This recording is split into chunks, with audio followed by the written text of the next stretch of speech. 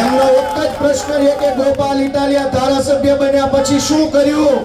મેં આખા ગુજરાતની જનતાને જગાડવાનું, એમને હિંમત આપવાનું કામ કર્યું છે અને ભાજપના ગુંડાઓને ખુલ્લા પાડવાનું કામ આ ગોપાલ ઇટાલિયાએ ધારાસભ્ય તરીકે કર્યું છે. દોસ્તો, વિધાનસભાની અંદર ચાલતું સર્કસ ખુલ્લું પાડવાનું કામ ગોપાલ ઇટાલિયાએ કર્યું.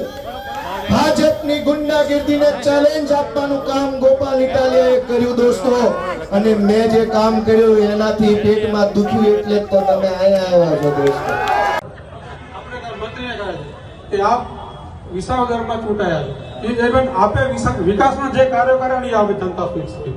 અને બીજો પ્રશ્ન એ કે ચૂંટાયા બાદ આપ વિસાવદરમાં કેટલા દિવસ રોકાણ કર્યું છે એ આપણે જનતાને જણાવશો. આપણું નામ છે આયુષી જાડેજા. આપણું આખું નામ, આપણું ગામનું નામ ચલો સાંભળ્યા. કોણ પૂછીને ભાઈ? મારું નામ બહાદુરસિંહ જાડેજા, ગામ નખત્રાણા, તાલુકો નખત્રાણા. અહીંયા પ્રશ્ન પૂછવા જ આવ્યા હતા સ્પેશિયલ એમ? આ વાલો જવાબ આપ્યો છે ને? સારું કાંઈ વાંધો નહીં. તમારી જેવા જાગૃત માણસો જો ભાજપને 25 વર્ષ સુધી સવાલ પૂછી લીધા હોત ને તો અમારે રાજકારણમાં આવનાર જ નથી. એટલે ઉપર નહીં આવો માઇકમાં. તમે આખું ટોળું આવ્યા લાગો છો. બધા નહીં આવો. એટલે તો 8-10 આવ્યા. બધા ઉપર નહીં આવો. નહીં ઉપર આવો. એક જ પ્રશ્ન નહીં. અમારે ભાજપ જેવી સિસ્ટમ નથી આવી. માન સન્માન સાથે આવો.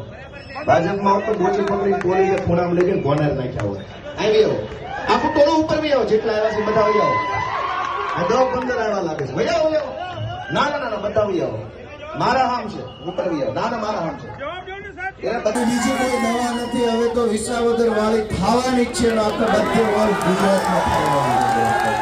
અને કોઈ નહીં રોકી શકે.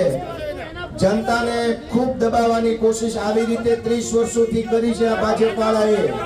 જ્યાં હોઈને દબાવવાના, પોલીસના માધ્યમથી દબાવે, ગુંડા મોકલીને દબાવે. પણ હું ગોપાલ ઇટાલિયા ભાજપના ગુંડાથી ડરવા વાળો માણસ નથી. દોસ્તો,